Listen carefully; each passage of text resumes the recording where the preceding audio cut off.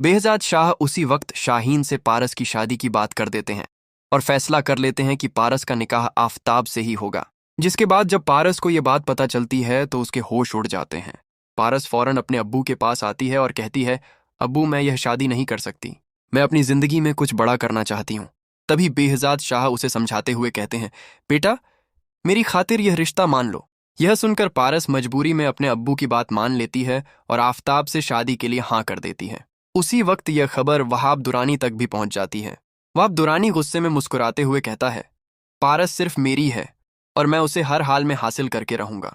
जिसके बाद वह फौरन अपने बंदों को हुक्म देता है कि आफताब को रास्ते से हटा दो।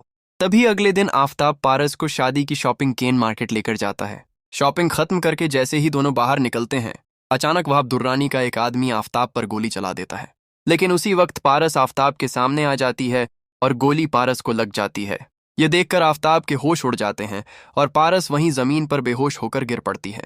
जिसके बाद उसे फौरन हॉस्पिटल ले जाया जाता है। उसी वक्त बेहजाद शाह को खबर मिलती है कि पारस को गोली लग गई है।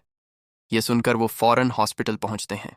हॉस्पिटल पहुंचते ही बेहजाद शाह गुस्से में आफताब का गिरेबान पकड़ लेते हैं और कहते हैं, मैंने तुम्हें मेरी बेटी की हिफाजत के लिए भेजा था, फिर यह सब कैसे हो गया? तभी आफताब घबराकर कहता है, मामू मुझे कुछ समझ ही नहीं आया।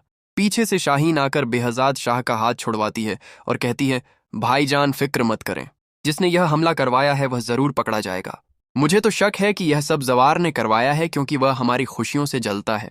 लेकिन बेहजाद शाह उसकी बात पर बिल्कुल यकीन नहीं करते।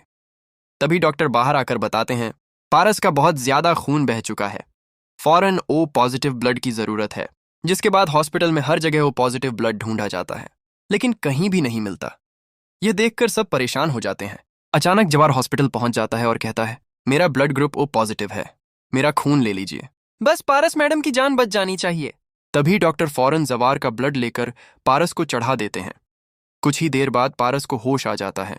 डॉक्टर सबको बताते हैं, गोली सिर्फ छू कर निकली है, अब इनकी जान खतरे से बाहर है। यह सुनकर बेहजाद शाह सुकून की सांस लेते हैं और पारस के कमरे में जाकर कहते हैं, बेटा अगर आज जवार तुम्हें अपना खून ना देता तो शायद तुम्हारी जान बचाना मुश्किल हो जाता। जिसके बाद सब लोग घर वापस आ जाते हैं। तभी आफताब पारस की तबीयत पूछने के लिए घर आता है, लेकिन बेहजाद शाह उसे देखते ही गुस्से में कहते हैं, तुम यहां से चले जाओ, जो मेरी बेटी की हिफाजत नहीं कर सका उसकी इस घर में कोई जगह नहीं।